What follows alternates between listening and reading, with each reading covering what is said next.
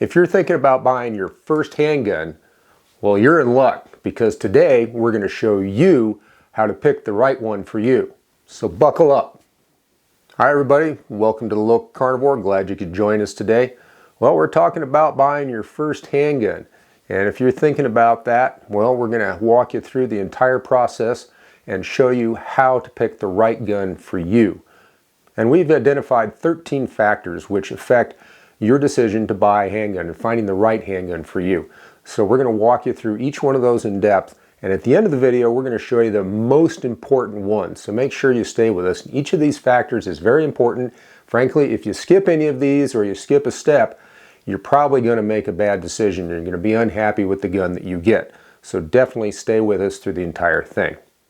Well, if you've made that decision to buy your first handgun, congratulations. You've taken that first big step towards taking charge of your life and your self-protection and the protection of your family and your loved ones.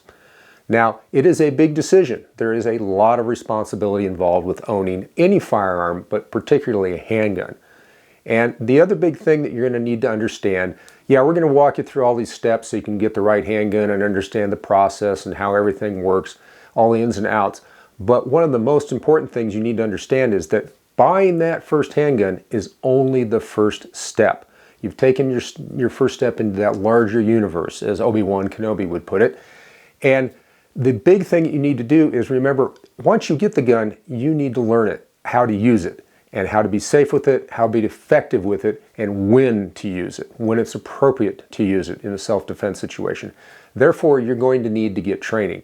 So I highly recommend that you seek out a qualified firearms instructor who is well-versed in defensive handgun use, not just simply marksmanship and things like that, and they understand the totality of the situation. As the legendary Jeff Cooper put it, owning a handgun, owning a gun of any type, does not make you armed any more than owning a guitar makes you a musician. So therefore, you do need to get training. So get the training. Alrighty then, the first step in this process, after of course making that big decision to purchase your first handgun, is we need to decide, before we go rushing out to the gun stores and looking at all the pretty pieces of metal and plastic and everything that are in the display cases. I mean, it's a fun part, believe me. But before we do that, we've got to do quite a bit of homework up front. Now, the first thing we need to do is think about, what is the purpose of this gun? What is the stated purpose, the intended mission for this gun? And I'll break that down into several areas. First of all, is the gun strictly going to be used for home defense? Is it not going to be taken out of the home except when you go to your training sessions and go to the range to practice? So if it's exclusively a home defense gun, that will influence which gun you're going to get. The other thing is it going to be also perhaps a car gun? Are you going to keep it in your car? And of course, if you do carry a car gun, or a truck gun as people like to put it in some places, some locales, you need to make sure you understand and comply with all the laws in wherever you take that gun that regulate how you have to have that in your car to be legal. So make sure you understand that. We're going to touch on laws a little later and the legal ramifications a little bit later in the video. So remember, stick with us through that too, because that's a very important part. Having a gun and then ending up in jail because you broke the law because of having the gun doesn't do you any good. The idea is to defend yourself and prevent harm from coming to you if possible, right? Okay, now the other thing that we need to think about is this going to be a carry gun? Is this what they call an EDC, everyday carry gun? Are you going to carry it concealed or open? That makes a big difference as well on the types of gun we're going to get. So let's go kind of tick those boxes. First of all, if you're getting a home defense gun, you don't need anything super small like this little revolver here. You can get a relatively substantial gun, like a mid-sized gun like this Glock 19. You can get a full-size service gun like a Glock 17 or something like that. And the brands I'm going to throw out here, I don't have any affiliation with any of them. I've just mentioned them in passing more or less, or as examples. There are a lot of brands out there, and we'll get into that as well a little later in the video, but there's a lot of brands out there, and it's not my intent to say one thing good or bad about any particular brand. So do understand that I don't have any arrangements with any of the brands. This is not an influencer video. It's just strictly information that hopefully you will find entertaining and will help you make a decision on buying your first handgun. So with that disclaimer out of the way, let's keep going. So again, the handgun, the home defense handgun, can be fairly good size, and you want a fairly good size gun because the larger the gun, the easier it is to shoot accurately, especially, and the more it dampens the recoil. So again, it's easier to shoot in rapid fire. And believe me, if you get in a defensive altercation with your gun, you're going to probably be shooting rapidly. Now, you want to be accurate, but you're probably going to be shooting rapidly given the situation. These are fast-moving, dynamic situations. If you don't believe me, go watch a few videos like on, I'd say Active Self-Protection channel or something that have all these gunfights and crime situations, defensive situations that get caught on security cameras and phone cameras and all that. Go watch a few of those to see how fast this thing actually can unravel on you. So we want a pretty good sized gun. And a good sized gun, a proper sized gun, mid-size or full size, will enable you to have a good amount of ammunition in the gun when things happen. And again, you're going to have to, judge this based on your local laws and stuff, if they have limitations on your magazines or something. By the way, I did a video not too long ago about selecting a handgun if you live in a state which limits your magazine capacity. So you might want to watch that real quick. I'll put the links to all these videos I'm going to mention because I've done a lot of stuff so far and I think you'll find it useful. But I'll put the links down in the description. So that house gun, again, should be a fairly good sized gun because you don't have to worry about carrying it around all the time. Is it big and heavy and stuff? You want a long sight radius, a good sight radius, some weight to dampen that recoil, and a fair amount of ammunition capacity. Frankly, I do happen to know a few people who have been in actual gunfights, and I've read the accounts of many other people who have been in actual gunfights, and none of them, to my knowledge, my recollection, have ever mentioned that they were concerned about having too much ammunition in the gun at the time that happened. So again, you want a fair amount of capacity because you're going to probably have to solve whatever problem is in front of you with the ammunition that's in the gun. Now overall, the same principle applies to a car gun. We're going to have this in the car. The limiting factor on a car gun or a truck gun is the size of whatever part of the car you're going to have it in. Whether it's, in a glove box, console, wherever it's going to be, that is going to dictate the size of the gun. However, just like a house gun, we don't have to worry too much about the bulk and the weight of the thing, and we do want as much ammunition on board the gun as we can possibly get. Therefore, it's going to behoove us to find a gun that fits, as big a gun that fits in the intended area that we're going to keep the gun in the car.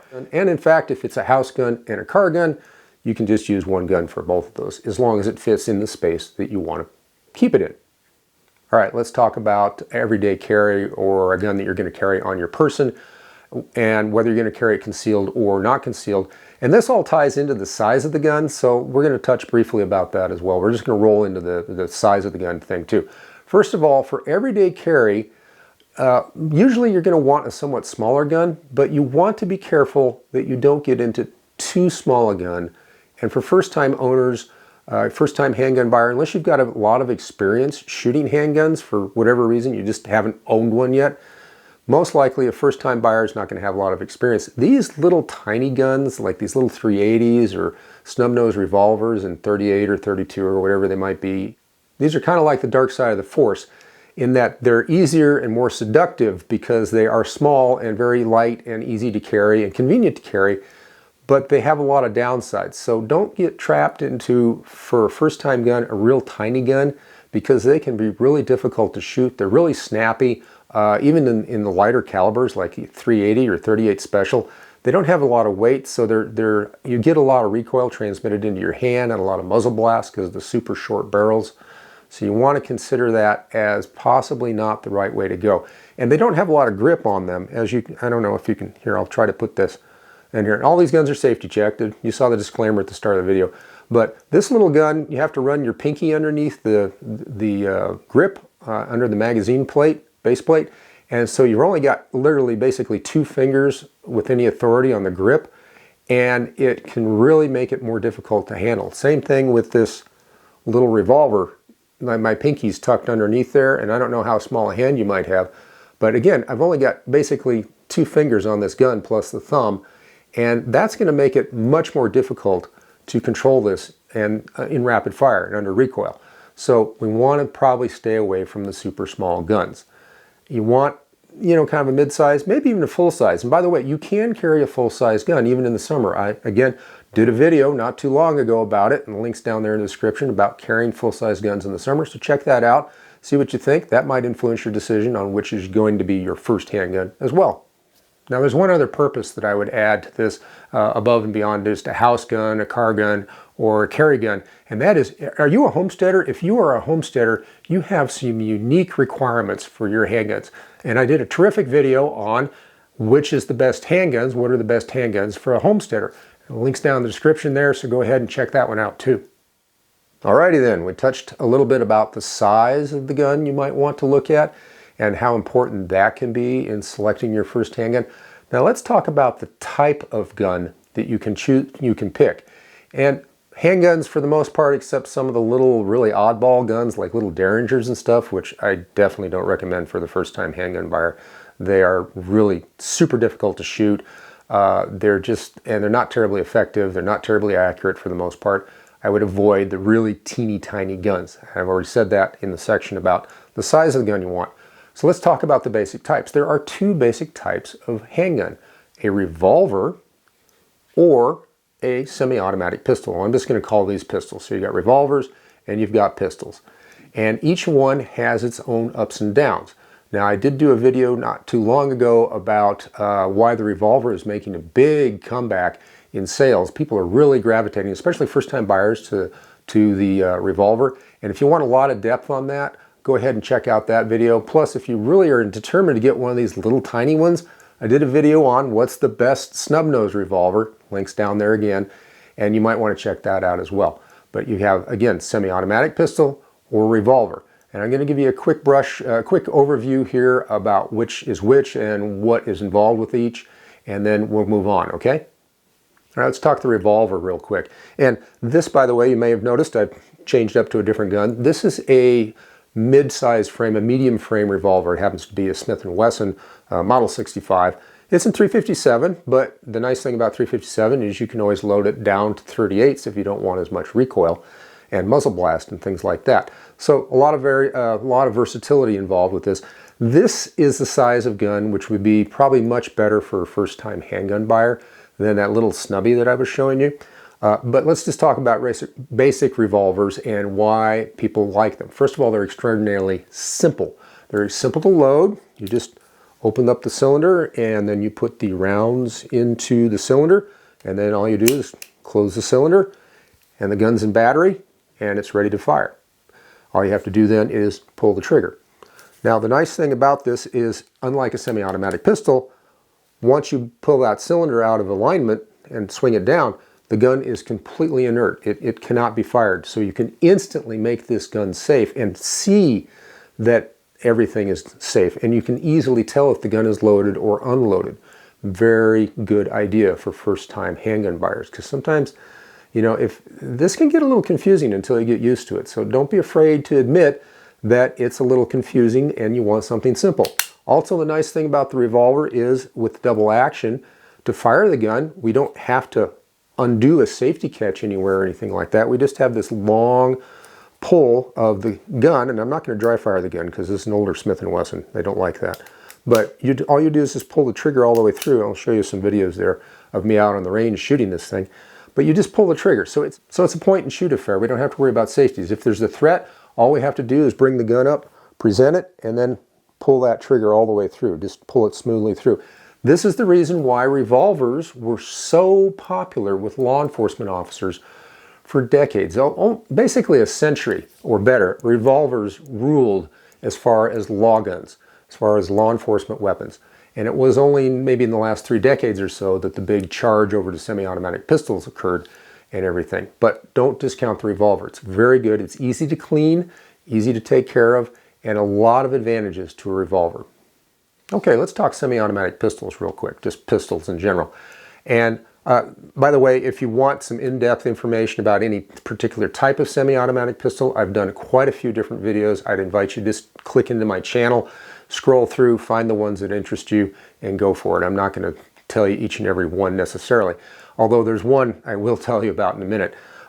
This is a semi-automatic pistol.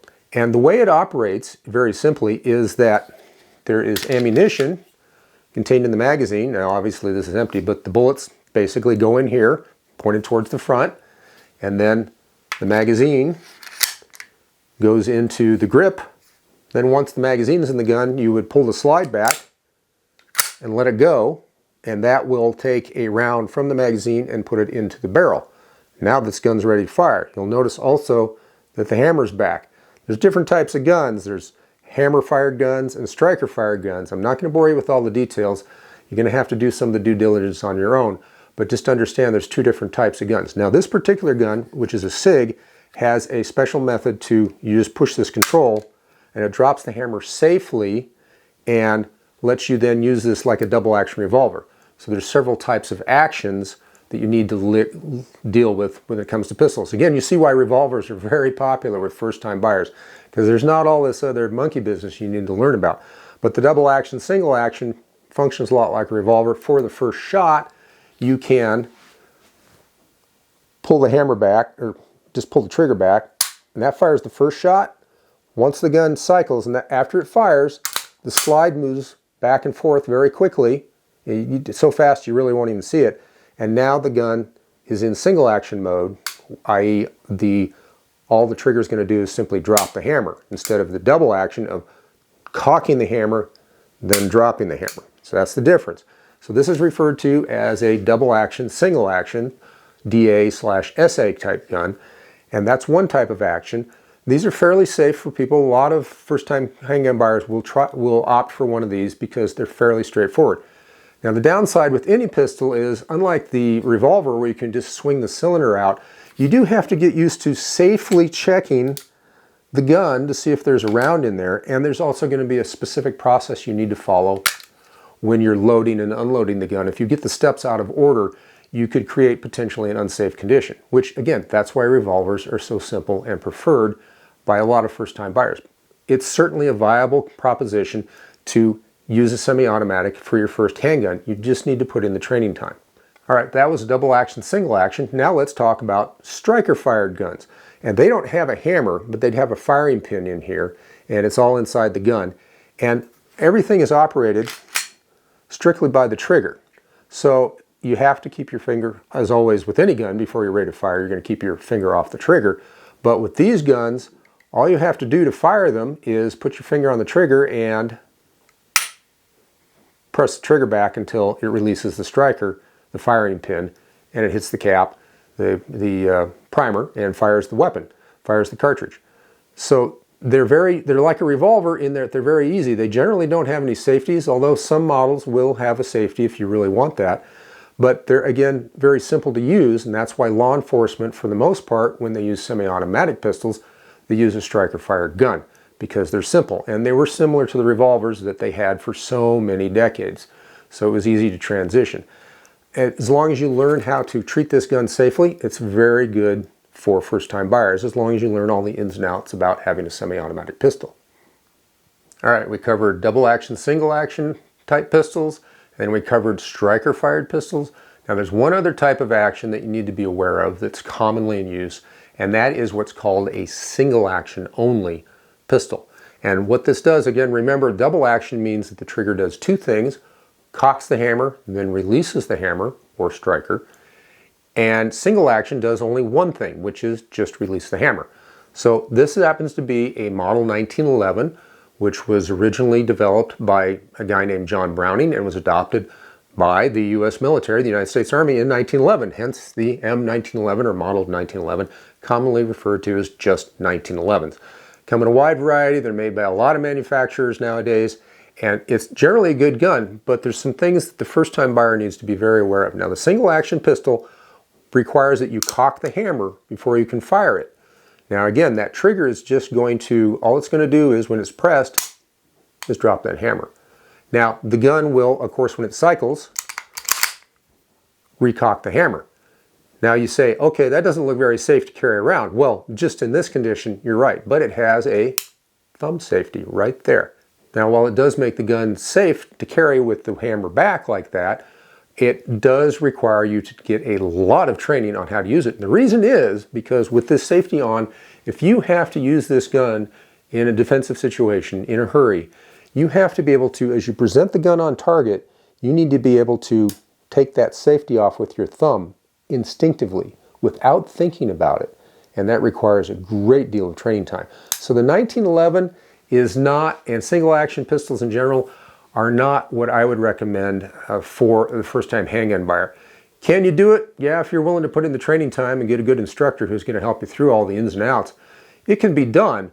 But again, it's not something I would recommend. This is a more sophisticated gun for a more experienced, more sophisticated handgun owner, in my opinion. So there you go. And what's your opinion about getting your first gun? What was your first gun? I mean, tell us your story. Go down in the comments, share that with us. And also, you know, what would you suggest as a first gun? I mean, have you ever helped anybody find a gun, or what was your experience when you bought your first handgun? Love to hear from you. Remember, go down in those comments. I try to read as many of them as I possibly can, and I try to answer as many as I can. But we are interested in your story, and share it with the rest of the community. Now, one of the things that's going to come up, and probably very quickly, it's going to rear its head as you start looking at guns for your first handgun, is what brand of gun should you get? Well, I'll tell you what, there are a lot of different brands out there, and this is also going to relate to as far as price, and price is a consideration for most everybody out there. And so we need to have that, you know, price to value equation figured out before we start going shopping. Brand-wise, you're going to get a lot of advice, and you're going to see a lot of stuff on the internet. For every brand you mention, I guarantee you, you can find 1,000 reviews that say it's the greatest thing ever made, and 1,000 reviews that say it's a piece of junk. So you're going to have to take those with a big grain of salt. Basically, bottom line, all the major manufacturers make good guns in the main. So if you go with a major manufacturer, your chances are much, much higher. Actually, they're quite good that you're going to get a gun that operates easily, is reliable, and safe. So you want to stick with those major manufacturers. Frankly, I stay away from the bottom feeders. I'm not going to name names here, but all you have to do is look at, you know, the prices, and you're going to see most of the big brands are going to be out clustered in a certain price range, and then you're going to see a big drop off below a certain point, and there's going to be a handful of guns that are down in that really low bargain basement range. Just make up your mind. This is a tool that you're going to use potentially to save your life. Do you want, how cheap is your life? Frankly, how cheap is your life? I'm not saying go out and buy a $3,000, $4,000, $5,000, $6,000 custom gun. I'm not saying that either, but be prepared to spend a reasonable amount of money for a high quality weapon. After brand, or maybe right alongside brand in the discussion of your first handgun, there is going to be a lot of information out there about which caliber to buy. Now, what is caliber? Caliber is simply the diameter of the bullet, its cross-sectional diameter, and then of course that equates to the diameter of the bore down the barrel, the hole down the barrel, if you will. So the caliber is, there are huge, ongoing, never-ending debates, especially on the internet, between what is caliber is better for self-defense and what caliber is not good for self-defense and all that. I'm not going to belabor that point. Basically, handguns, they are not very powerful instruments to begin with as firearms go. They're not as powerful as a shotgun, certainly not as powerful as a rifle, a high-powered rifle. So you're dealing with guns that for the most part have more or less the same effect on your assailant, for the most part, depending on how the type of bullet you use and all that sort of stuff. Bottom line though, don't get hung up on caliber. The more important thing when it comes to caliber is not so much you know, the size of it and all this sort of stuff and all these other hang-ups that people have. The important thing is, can you, with your particular gun, shoot it accurately under stress in rapid fire? And the FBI studied this a great deal, and they put out a study about in roughly 2014, 2016, somewhere around there, and they concluded that in the real world, your average handgun caliber, defensive handgun caliber that can be reasonably carried and reasonably shot by reasonable average people has about the same effectiveness. And while we're on the subject of caliber, I did do a video about the top 5 calibers if you can have just one gun. Again, the link's down in the description. I think you're going to enjoy that. Plus, I did another video on if you can only have one handgun, what would that be? And I'll share that with you as well. So remember, a lot of good videos down that description. Go ahead and check them out. Bottom line, don't get hung up on caliber. People are going to tell you all sorts of stuff. Some of it's true, some of it's outright lies. Don't get hung up on it. Just get the caliber that makes sense for your situation and your particular abilities. I'm going to make one more point or cover one more area about the hardware involved, and then we're going to get into the process of getting your first handgun. So the last thing I'm going to mention is accessories. Back in the day, like when I first started to learn to shoot handguns and whatnot, the only accessory there was ammunition, maybe different grip panels on the gun, and your holster. Those were the accessories. Congratulations, life is simple. However, modern technology has made a lot of changes which you need to be aware of and will affect potentially your choice of gun. Nowadays, there's a whole bunch of accessories that can go onto the gun itself, and I'll divide those down into very simply laser sighting devices, optical sighting devices, and weapon lights. So you have to decide accessories, no accessories, and if so, which ones, and then get a gun that's compatible. And since I mentioned used guns, I might as well tell you real quick, I don't recommend them for first-time buyers unless you are very versed in inspecting guns and have seen things that get broken on guns and the wear patterns and all that, and know what you're looking at. It's just like buying a used car. If you don't know what you're looking at and what you're doing, I wouldn't do that. I'd go find a brand new gun, frankly. So, well, that's the hardware discussion. Let's talk about the actual process. Let's walk away a little ways through the process of getting a handgun. And the first thing you're going to find is you've got to go shop for one. Now, this can either be, depending on your personality and who you run into in a gun store and stuff like that, this can either be a very fun and enjoyable and informative process, or it can be incredibly frustrating and possibly even turn you off to the idea of having a new handgun at all, and you just stop your search. So I want to give you a few heads up, a few pointers on how to go shop for a gun. First, before you even go to a gun shop, you're going to have to decide, do you want to bring a technical advisor along with you or not? Like somebody who's more versed in guns, and to be honest with you, frankly, this is often a spouse or partner or somebody that you know, or a good friend or whatever, and they may or may not know their business. They may or may not know a lot about guns and handguns in particular. They may or may not have a lot of experience with them, and they also probably, like all people, have preconceived notions or ideas in their mind based on their personal experiences, which maybe are narrow to them but don't cover the broad area of this subject. So I would recommend, this is how to deal with advisors in my opinion. This is just a recommendation. You're going to have to make up your own mind. Consult people that you know are knowledgeable about guns, not just they have one. That doesn't make them knowledgeable. Remember Jeff Cooper with owning a guitar doesn't make you a musician. Owning a gun doesn't make you armed or well versed in the subject at all. But find somebody, and I would go to several somebodies that you know have good knowledge about this. And this is where, getting a good firearms instructor, I would bring them in up front. I would find an instructor that you feel very comfortable with, and they can help guide you a little bit on this decision process. And I would then, with your technical advisor, pick their brain, get their notions, but just like jot them down. And these are things that you should take as suggestions, not necessarily as gospel. These are not hard and fast rules. This is their opinion based on their experience and their knowledge, which may or may not be comprehensive enough to inform you accurately or correctly. So just take that as source material, but it's not necessarily stuff you must necessarily do. Now, should you take your advisor with you to the gun store? I would suggest no, for a couple of reasons. First of all, they're going to, even despite their best intentions, it's just human nature. They are going to start steering you towards stuff that they like and they prefer, and it may not necessarily be something that is good for you personally.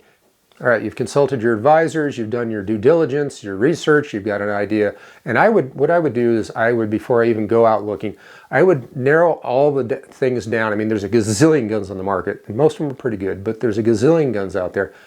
Narrow it down to 3 to 5 different choices of brand and model and type that you think would work for you, at least, in theory. And then that way you can narrow this down, and then you can go to the gun shop, a gun store, with some knowledge in your mind and be focused, so you're not going to just necessarily get walked into whatever. Now let's talk a little bit real quick about what gun shops are. Well, first of all, they are a for-profit business. They make their living selling guns, so they have an agenda. They really do. And you might counter people behind in gun shops run the gamut. They run the gamut from somebody who knows very little about guns, but we're just there and able to, qualify to sell the guns. The other upper end, you might find somebody who's been involved with guns either professionally or whatever, for decades, and they have a huge, huge store of knowledge. And they're also very good at communicating that knowledge to people in simple terms that people can understand, and not in necessarily trying to get them into one thing or another. So you get the gamut. Now, the other thing you need to keep in mind is that how these people are compensated. Now, most of them, of course, are probably hourly wage workers, but they can and often do qualify for spiffs, basically. These are bonuses that are available, that are provided usually by the manufacturer to sell a particular gun. And it's an incentive. It's not, they're not being told to sell a particular gun, but there's an incentive for them. So if they have a choice of recommending a gun to you that is model A from brand A, or model B from brand B, but there's a reward program of some sort from brand A for model A, guess what? They're going to be more inclined to show you first.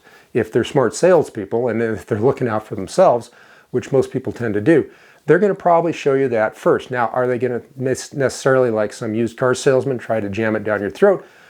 Probably not, but you never know who you're going to get. They might be very, they're only like 5 points away from getting whatever reward it is they're going to get. And they're highly incentivized to get somebody to buy this thing, whether it's good for that person or not. So that said, my bottom line here is be aware of, or try to be aware of, the fact that the salesperson may not necessarily have your best interest completely at heart. And if you get any bad vibes from these people, just walk away. Go to a different store, or come back on a different day and get somebody else, or even just ask for a different salesperson politely. And they'll usually, if there's somebody else available at the counter, if they're just themselves, then you're not going to get anybody else. That happens. It's hard to find people these days for any employment, as you're aware, especially in retail. But if you're not comfortable with somebody, if they're giving you a bad vibe, or you think they're talking down to you, or they're just trying to shove something out to you, and they go, here, this is what you want. Anybody that says, here, this is what you want, when you just have opened your mouth saying, oh, I'm looking at a handgun, that's a big red flag. I would just leave. I wouldn't even come back to that particular shop. And hopefully you've got a number of shops in your area that you can choose from. So that's a big thing. And it is the comfort level. And what they should be able to do is show you guns that you are interested in, and you want to look at as many guns as possible, but do it in small bites. Only look at 2 or 3 guns. I would recommend no more than 3 in any one visit, and make some notes about each one, how it felt, features, all that, price and everything, and whether you liked it or didn't like it, and then come back at another time. This is a process. This is not like just going to buy groceries and get a loaf of bread or a bottle of milk. You're going to spend a fair amount of money on an item that potentially your life could depend on, so you need to do this right. And again, I would do several visits if need be, and I would go to several stores and look at the same guns, or whatever, at different stores, getting a flavor for how these people do business and whether you're comfortable doing business with them. While we're on the topic of the gun shop, I did another video about what things not to do in a gun shop. Some very important things, points of etiquette and even safety. So again, that video's link's going to be down in the description. Go ahead and check that one out. I know you'll really enjoy it. Now, there's one more aspect of the shopping experience, the shopping process for buying your first handgun, that you need to keep in mind.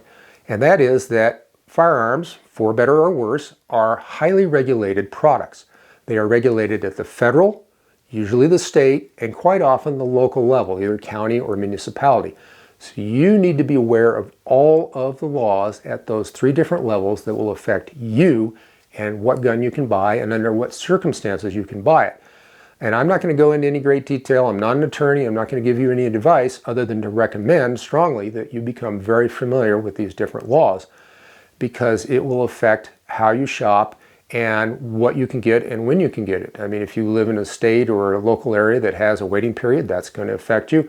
You might have to, in some locations, places, you might have to actually get a permit just to simply go buy a gun. And then you have to get yet another permit for that specific gun. It gets very involved. So do your due diligence, understand the laws at all 3 of those levels that will affect your circumstance in the location that you intend to purchase your firearm. All right, thanks for staying with us through the video to this point. I really appreciate it. Don't forget to give us a big like on the video. We really need that support, so hit that big thumb up button and show the YouTube that you really like our video. We want you on the local carnivore team, so please subscribe and don't forget to ring that notification bell so you won't miss any of our great videos. Now, let's roll into two factors which I kind of lump together. They're separate, but I call them co-equal, and we're sneaking up on that number one here, so stay with us. We're almost there to that number one thing you have to know before you go purchase your handgun or when you purchase your first handgun.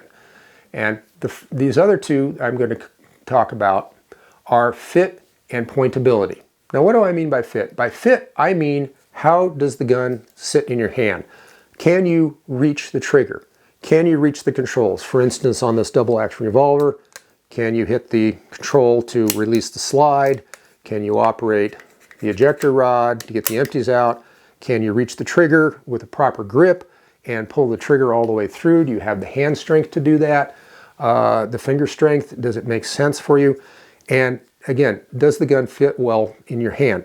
Also, does it line up well? It needs to line up with the V of your hand and straight up and down your wrist. It can't be tilted off to the side, one direction or the other in your hand. It has to be straight and lined with your hand, with your wrist. It's very important on the fit. And let's talk about semi-automatics real quick. Again, we have the same fit issues. Does your hand fit on the grip? And if you're talking these bigger guns, these 9mm and stuff that have a double stack magazine, carry a lot of ammunition, a big factor is the thickness of the grip. Because if it's too thick, and your fingers are like way over, hopefully you can see this, but if they're like almost just barely on the grip, then that gun's too big for you. You have to be able to get a decent grip. Your thumb should be able to, whether you're going to go thumb high or thumb low is irrelevant. It's just simply, is your thumb in the right spot? And also, if you're going thumb high, does that thumb interfere with like the slide release or a safety or anything that could get bumped under recoil and cause the gun to malfunction? Very important. And on top of that, with the semi-auto, can you easily reach the magazine release? Plus, can you get to the slide release easily, like with your finger or something, your thumb, when you're reloading the gun? Can you drop the slide easily without a lot of manipulation, without having to seriously break your firing grip?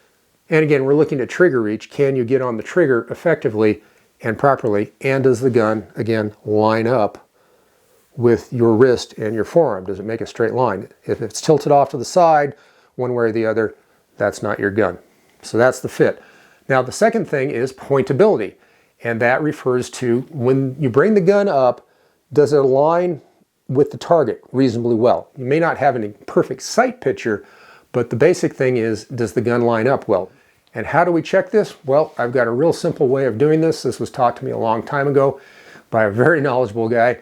And I'm just going to share that with you real quick. And that is, when you get the gun, and remember, if you're in a gun store or whatever, always make sure you're pointing the gun in a safe direction. If you're unsure what's safe, ask the person behind the counter where you should point the gun. So this is how you do it, really, and it's super simple. You get the gun in a proper firing grip, make sure your grip is right, that's very important, and then hold the gun at 45-degree angle down, pointing at the floor. And then you're going to close your eyes, so you're going to bring the gun up to where it would be basically in front of your face. Then you're going to open your eyes, and without moving the gun or your head around, you're just going to look out over at where the gun is pointed and see if the gun is reasonably level. Is the gun, and just with one hand, don't use two hands, use one hand, just bring it up and then see if the gun is reasonably level. The slide or the barrel shouldn't be pointed down excessively or up excessively. Might be a touch, but it should be relatively, and is it pointing where you were looking originally or where you were thinking of looking? That's a gun that points well.